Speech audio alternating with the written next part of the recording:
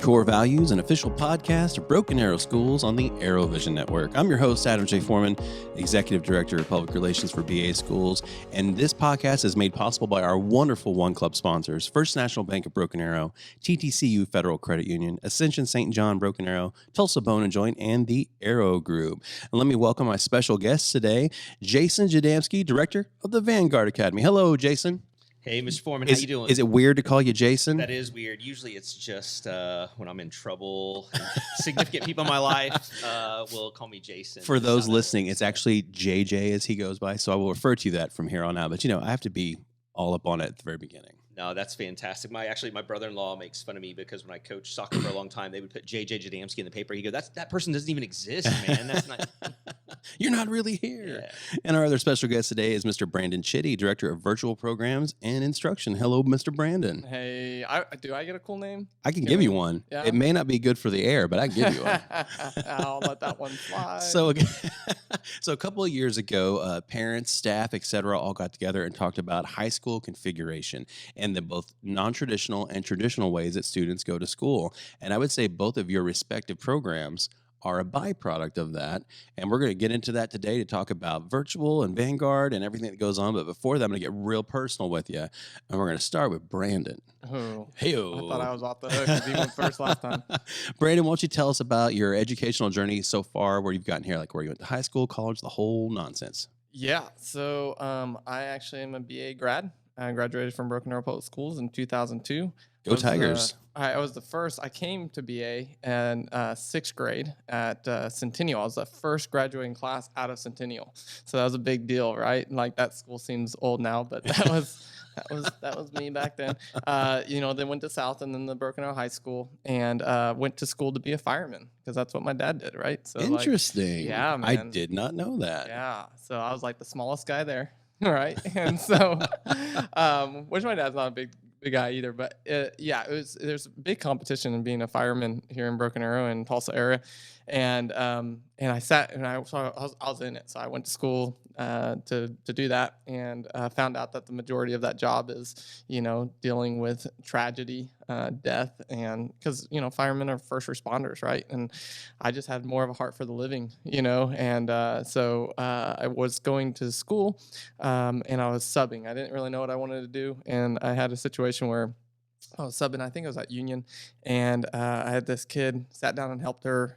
She engaged with me, wanted some help with math, and she started getting teary-eyed at the end, and I was just like, I didn't know what was going on. And she was like, I never understood math, and I get this, and so that was the moment, right? All of us. Were you a mess at that point? Were you done? No, I was just questioning my entire existence, right? Like I was like, so what do I do now, right? And I didn't want to, like, I was not the school person, right? Like going when I was in high school and middle school, like didn't really engage a whole lot. But I think that's what makes really good teachers, because you're much more relatable, right? Like if you were that straight A, just perfect kiddo, then you expect all your kids to be like that, right? So oh boy. It was a good experience to have, and then I just started subbing more and more and just fell more and more in love with it and decided I was like, this is what I was going to do, and so never regretted it. Had the best time of my life in the classroom. And you were also Broken Arrow's District Teacher of the Year. Man, that was so long ago. Woo! Yes. Here's the situation. That's a decade ago now, right? A decade. I believe that was 2010. Was no, that right? 12. 20. Oh, that's what I'm saying. It's a decade ago this year, right? So at some point, you haven't aged a day, man. Oh yeah, I've aged horribly, like but you look fine great. Wine. Like a fine wine. Yeah, I remember that. That's how I met you. Was that you were District Teacher of the Year, and I was like, "Who's this guy? Who does he think he is?" Stickered up, and gotta keep it right there, right? Well, now you're a legacy. A legacy. I don't know. What about you, JJ? Talk about your background, where you came from, or how you got here today. Yeah, man. I graduated from Union High School down the road. Ah, right? the Red Hawks. Yes, the Red Hawks, and went to college and kind of I would say I lucked my way into education.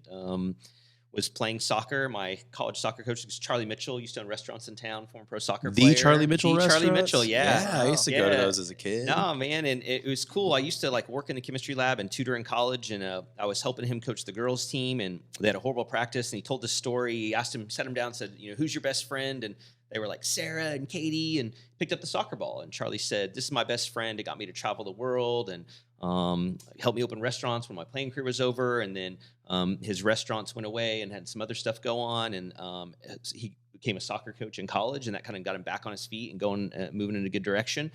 And as he was telling that story, I was like, man, what do I like? I kind of just naturally, like, my best friend is like this chemistry tutoring thing that I do, and like soccer, I should be like a teacher and a coach.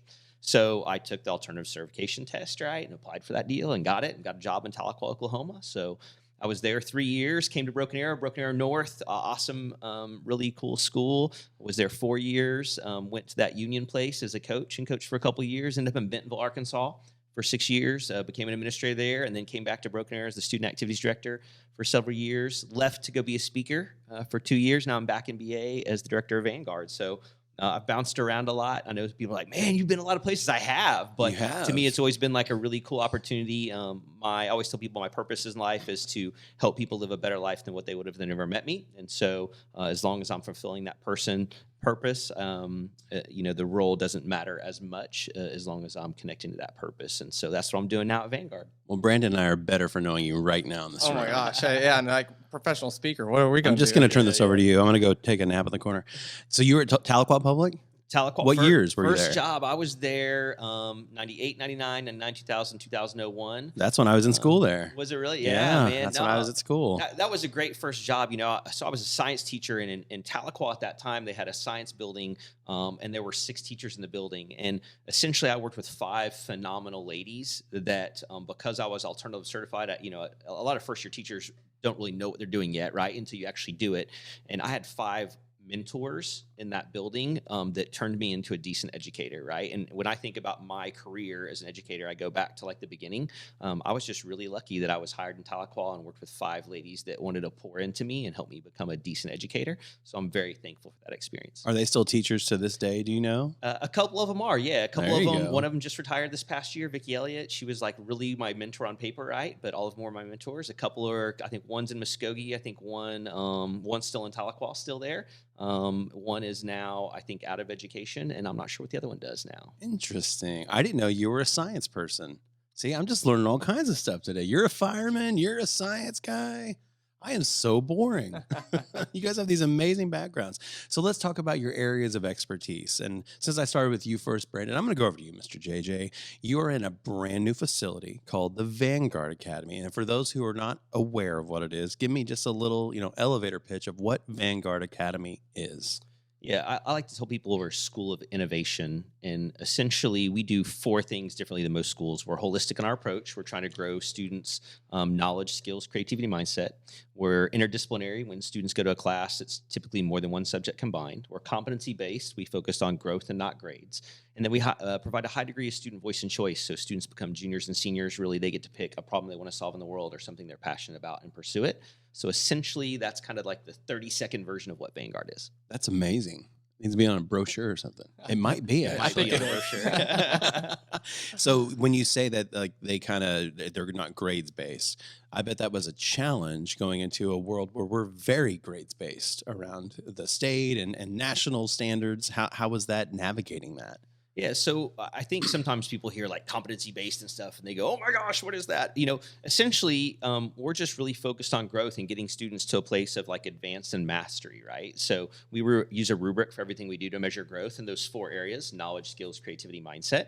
So it is an adjustment. It's an adjustment for our staff, although most of the staff we have on our campus, I'd say all of them, came to Vanguard because they wanted to embrace this different approach. And then students, we struggled for, it's our first year open. We struggled till about mid-October, where students finally got a little more comfortable with the approach of focusing on growth and not grades and being competency-based and things like that. And since then, it's been much smoother. And I anticipate any kid that comes on our campus the first couple months is going to be different because they've gone to school, the first, 8 years of their life a certain way, and now all of a sudden they're hopping into a different approach. And the phrase we use a lot on campus is you have to learn how to sacrifice comfort for growth. Oh, yeah. Hopping into this new environment, it's uncomfortable, but you have to sacrifice that comfort so you can grow as a person. And so those students had to interview to get in. They had to kind of really put their best foot forward or worst foot forward? I Absolutely, mean, yeah, no. there was no, Yeah. what was the criteria to get in that school? Yeah, students apply. We interview them and get feedback from their middle schools, feeder schools, and we make decisions. And there's no like criteria necessarily. It's not a certain GPA or anything like that. What we tell people is we're looking for students running toward something, not away from something. Right? We want students that go, man, I would love to be in a school where I'm up and a little more active, right? And I get to own my learning a little bit more. They need to be very self-directed students. So really, we're looking for students running towards something, not away from something. We have students on our campus that last year they were 2 years advanced in math. We actually have a couple kids on our campus that failed a class or two last year, right? But Interesting. they all wanted a different approach to school, and we want Vanguard to be a snapshot of our student population. So we serve a diverse group of students that really reflects BAFA and Broken Arrow High School's population. So speaking of self-directed students, what a great segue, right? You set me up. Mr. Brandon, I'm just full of segues today. You run the virtual programs, which is very self-directed for students. Oh man, that's like the main criteria if we were to have one, right? Right. Is being self-paced, self-motivated, internally driven. Unfortunately, those aren't aspects of students that are in those grades very often, right? I mean, in high school, we have, a lot of, in the secondary education realm, right? A lot of that education has gone virtual, and we have adults that struggle to keep up and do everything self-paced and to work there. So we really look at it as a heavy partnership between the home. We actually categorize the person supporting at home as the learning coach. They are our partner in. And that could be anybody, a parent, a sibling, whoever. For sure. Anybody that is the champion of the success of the student at home is that learning coach. And so we have some situations where that person is really strong in their engagement, and we have some that aren't, and we have to fill those gaps. And it's a diverse population of students that choose virtual. We went from, I think when we first started, and we've had virtual for a while. For a couple years, right? Couple years. Within a certain thing called a 9 pandemic through 12, showed up. Yeah, we grew to like and kind of 5,000. magnified it a little bit. And I think it's just crazy because you look over the entire country. It's so relieving to feel the same and to have the same problems as others, right? Right. You're not so alone and isolated. We just got back from a conference last week. It was in Georgia, and so there's people from everywhere. And just to hear and be validated of where we're at and the moves that we're making, the accountability measures we're putting into place, just to ensure that students aren't getting lost. When students come to school, there's that connection, right? When students don't come to school and they're at home, that accountability can fall off a little bit. And so I think that's a big part of our job. When it comes to virtual, it's communication. It's constant. And that engagement with that family is so important. We need to know every family by name. We need to know these kids. We need to know their situation. They need to engage with us too, right? We don't want to have kids that grow up losing connections with others and that community. And so that's something that is very hard virtually. We're still figuring it out, but we have a long way to go. And we're going to seek the greatness through that. I mean, you guys are just eloquent speakers. Like, just sitting with you guys is such a pleasure to just talk to you. But you can see the passion in both of you in your respective areas. So when it comes to virtual, a lot of people just assume it's, here's an online and here's your thing and you're done. And it's so much more to that. What is Broken Arrow doing in the virtual realm that nobody else is really doing around here? I mean, if you look at charter virtual schools, I would always question, why we choose charter schools if you're living within a district, whether you're at BA or whether you're at another school, because the schools have so much more to offer. It allows the student to be in the community. So, if we have students, middle school, high school, that want to engage in choir or sports or art, they just want to take art in person, right? They don't, there's no real way to do virtual art or music. Or it would be interesting. I mean, it can be done, but it can. How do you do that? Most of it is like theory, right? So you do like music theory or you do art appreciation, and it's not that tactile, way of learning. I'm a fine arts guy, so I have to be there. Pen to paper, you got to get that media mixed in, right? If I'm singing a duet, I got to have that person with me. We're going to do it online. So, and we just have great teachers here, man. We have great programs, and so why not take your cores online, right? Give yourself some flexibility. Make it to where you can really unite with your family. I mean, we have some families that they go rock climbing every Friday because they get everything done, and so that family unit is really strong. But at the same time, being able to engage with school and do things as a Broken Arrow Tiger, be on the football team, be on the soccer team, go to the art competitions, do those things is why we are special. We even go outside of that, right? So a lot of these programs, they'll just say, okay, well, we're going to, there's that term synchronous and asynchronous, right? So, which I was new to last year, and I'm like, huh? Someone asked me that. I'm like, I don't know. I know now. Now you know, right? Well, I'll give you a little give me a asynchronous, synchronous for dummies kind of a definition for me. Dummies like me. Dummies like you. So, well, first of all, when you put a in front of a word, right, that usually means the means the opposite, right? The opposite. So you got to get that grammar down first. But so synchronous obviously means together, and so which is what we love, right? So like synchronous means that you're on like maybe a video call with your peers and your teacher. You're doing things at the same time. The learning is active in real time for all participants. Asynchronous would be that it's prepared. The student would access that probably virtually, whether that's on a computer, on a document, on a book, and doing that by themselves. And so that's asynchronous. So just the opposite of that togetherness type of learning. And so really we just know, right? Like we opened up an elementary virtual school, right? I mean, if you look over time, that's what, 3 years new? I mean, in pre-pandemic, there wasn't maybe a handful of that going on across the country, because how do you give a pre-K kid a virtual school, right? They learn through play. I mean, kindergarten, first, a lot of that is learned through that tactile play that, and so without a teacher at home, you'd have to almost be a teacher. How hard is that to do? And so that synchronous engagement, it can be done. It's just, it takes a huge amount of investment in making sure that happens. And so that's a special thing about us. We do those synchronous lessons. A lot of times that happens outside too, but where we go beyond that is our social emotional connections and community. So we do events where the students come to our site or meet somewhere outside in our community. Our elementary staff, they do park hops. They're at a park every other week, meeting up with their elementary kids, connecting families, connecting friendships, and bridging those gaps. We have astronomy club where we just had a Valentine's Day party, right? I walked in there and there's like 30 elementary kids and the moms are running this, right? And I remember one of the funny things is they all had their Valentine's treats out and they had to put their hands behind their back and, see who could eat all the Valentine's treats that passes. Why right? wasn't I invited? Right? To this thing? But like you can't do that virtually. That connection and engagement, that's so important to have. And so we really drive our families to really make those connections, because a lot of times it's hard to get out of the house. When you get in that routine of, okay, they're at home, they're doing these things, we really need to communicate the importance of connections, right? That is, it's the whole child. I mean, JJ spoke about that a minute ago. So we really need to make sure that virtual is not just asynchronous delivery of content and information, that it's truly connecting families to the wider scope of their child. Well, I haven't been in college in quite a bit. It's been a while since I've been there. But when I was graduating back in the day,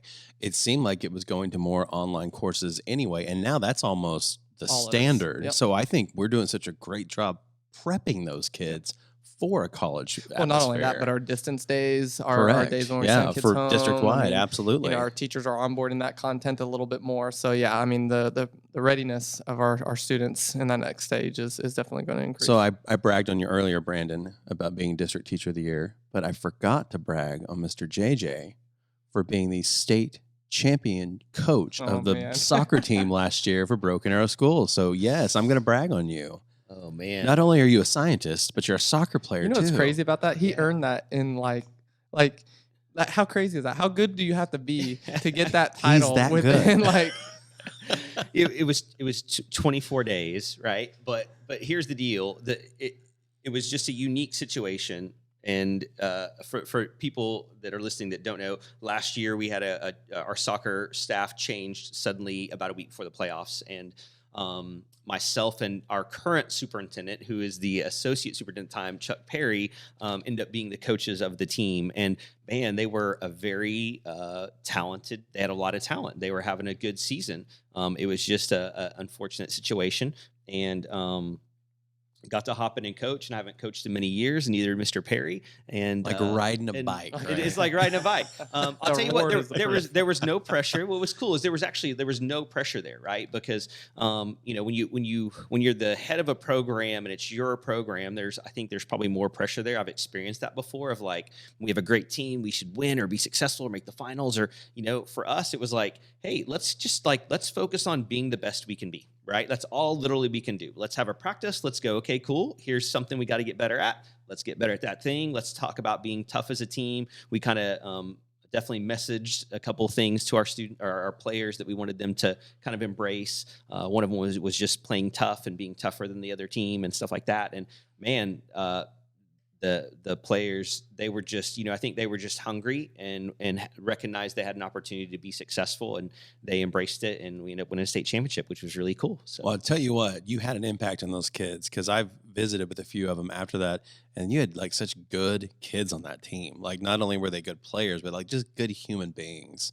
And I think that's from your all's impact on them and just helping them out. But good kids. Well, and I mean, he won't brag on himself too much, but from the, what did he say, 24 days? Yeah. I mean, there's more than 24 stories of positivity that JJ created out of 24 days. I can barely tie my shoes in 24 days, let alone coach a soccer team. But yeah. I mean, culture-wise, I mean, that's his skill. And so, you know, he definitely earned Well, that. I just wanted to brag about that for you, thanks, please. But man, you know, it's a testament to kids too, right? Like, you know, there's a lot of stuff I think that's negative out in the world about young people, right? And when you hop into a situation like that, like our players in BA could have said like, yeah, you know what, we're a week from playoffs, so, you know, let's just coast. Cool, we got a week left. You know, they easily could have had that approach, but that was not their approach. Their approach was very much like, hey, we have a chance to do something, right? And so let's see what we can do, you know? And I think a lot of people probably wrote us off and went like, oh man, they just changed coaches. Like, this is going to be a train wreck. And that's not what happened. And so our players just did a great job. And again, I think that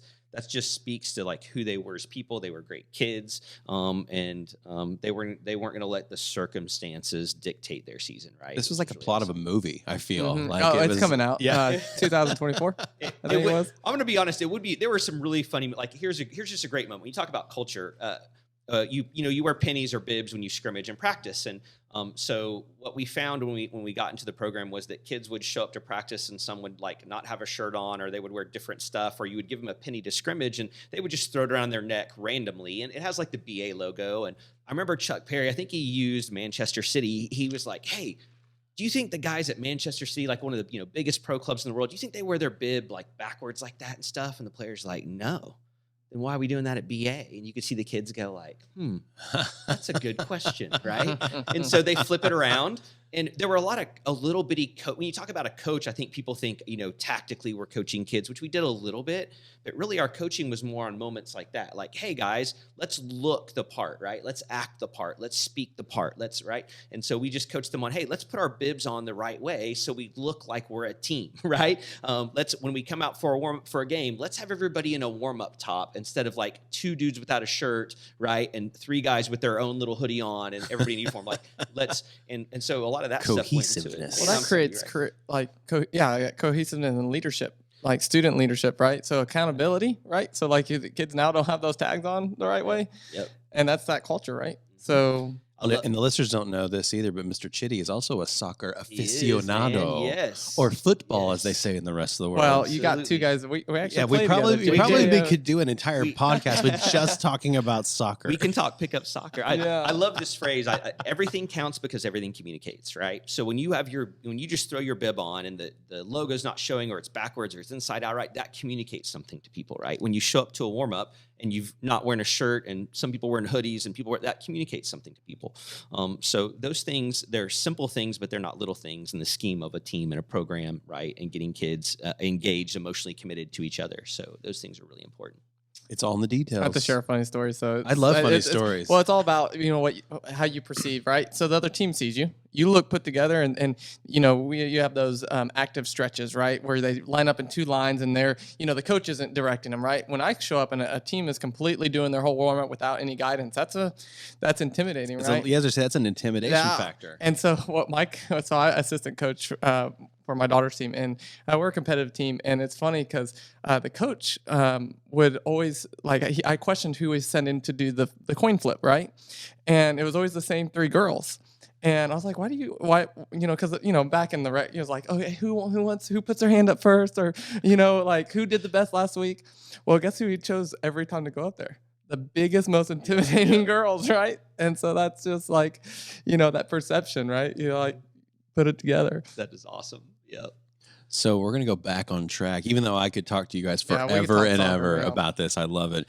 Let's talk about future initiatives in your program. And we'll start with you, JJ. What are some great ideas that you're batting around right now to take Vanguard into the next level? I think they're classified. I don't know if I can speak. I don't know if I can speak on those ideas. I will share one idea. Look, there's a lot to Vanguard. Like I shared a 30-second blurb earlier, and it takes me 45 minutes to explain it to parents, right? So we're scratching the surface, but I do think at the very beginning, Adam, you talked about hey, this was kind of long range planning committee for secondary, I call them micro schools. Like Brandon's kind of over a micro school. I'm over a micro school. Early college is like a micro school. And I feel like there's a really cool opportunity here. We have such a rich history of arts in Broken Arrow. And when you think of Vanguard and the style of school we have, and you think of arts, I feel like there's a really cool natural marriage there of the style of school that Vanguard uses in arts programming. And something that I've shared with some people in the district, I've kind of gone hey, what would be really cool? Could we explore a Vanguard arts magnet type situation, right? Where students come in and they're earning their core credits through an interdisciplinary means. They're learning math, science, English, social studies, but it's also through the lens of art. Right. And so I think we would have students, we are a big place, but we have kids that are only in drama, but they love to be in choir too, or they're in choir, but they'd love to be in band. And this would also give them opportunity to have a broad range of experience from the arts side. And so that's a program that's just been marinating in me for a little over a year that I keep going golly, man, I feel like we could create a really rich experience for a group of students where they would do school differently, right? And it would be the core subjects with an immersion of arts. Man, that one's been sitting. Yeah, sold. I know. I'm telling you. Can I go Where do I sign? Yeah, can I sign up? So that's the one I'll share. And I think from Vanguard's end, people will start to see our goal at Vanguard is to be more than a school. And I explain it this way: we want to make Broken Arrow in the world a better place to live, work, play, and go to school. So we already have students working on some projects right now that will do that. But I think in the next couple of years, you'll start to see us working on a Frisbee golf course at Vanguard, or a mountain bike trail at Vanguard, or a destination picture park. We want to create a 1-acre park where everybody in Broken Arrow says hey, we're going to do family pictures today, we're going to Vanguard, right? Or prom pictures, we're going to Vanguard. So we want to make the world a better place to live, work, play, and go to school. And I think people will start to see some of those projects come out into the world and go, that's what they were talking about on the podcast, right? Pretty cool. And so really it's about the students deciding what those things are, right? Not so much JJ or our staff or anything like that. It's students going, hey, this is how I can make our community better. And then our goal as the school is to support them in doing that. Any end of the year celebrations in the works for your very first year, your inaugural year? When people say first annual, I just lose my mind.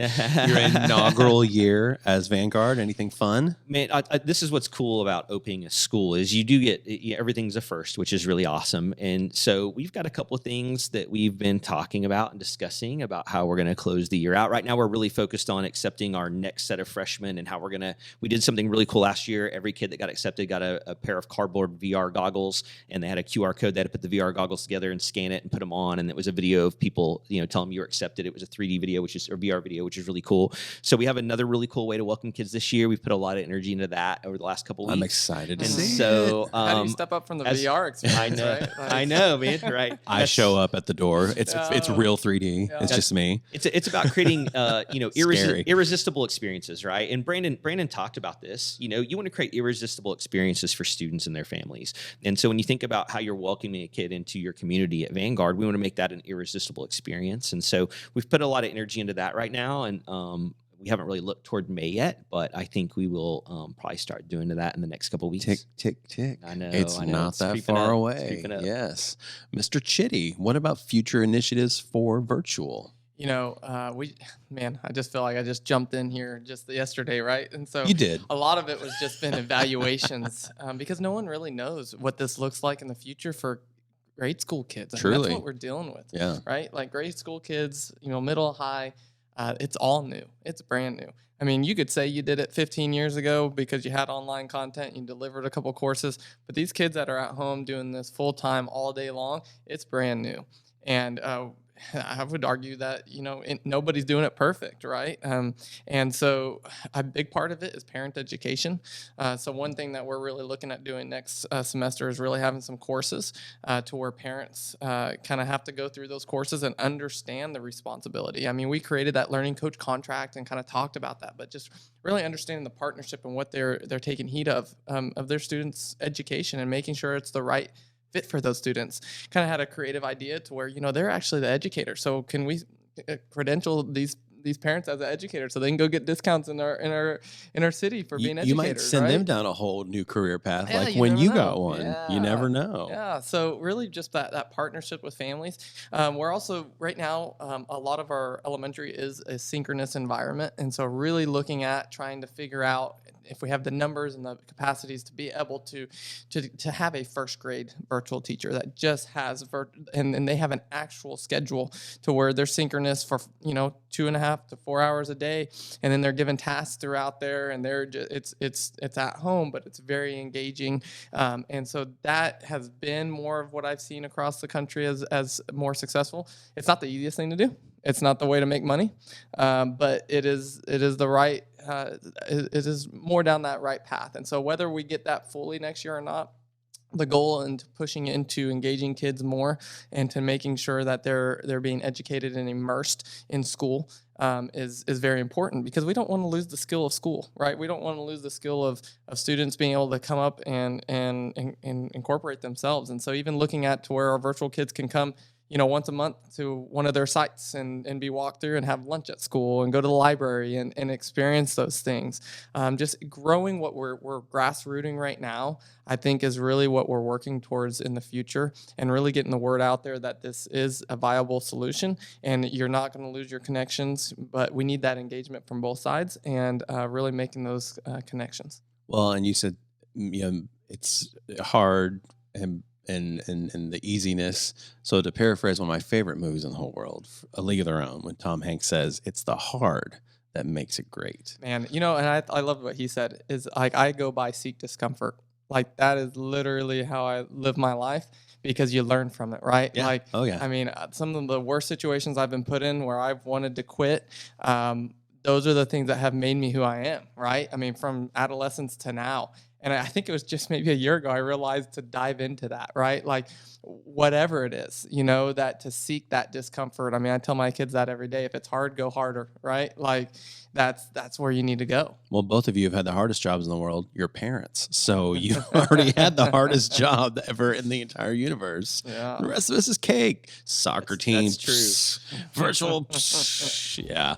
Well, I want to thank you guys so much for coming on here. Mr. Chitty, thank you so much for being a part of this. Yeah. Mr. Jedamski, I'll never call you Jason again. Thank you so much for being a part of this. Thank you, Adam. Appreciate Yeah, it. I had to be Mr. Right and follow the rules. I'm very square, but thank you guys so much, because I think you've shed a lot of light on great stuff that people are going to really take to heart. So anyway, that's it for today. And wish to thank everybody for joining us for Core Values. I'm Adam J. Foreman, saying we'll see you next time.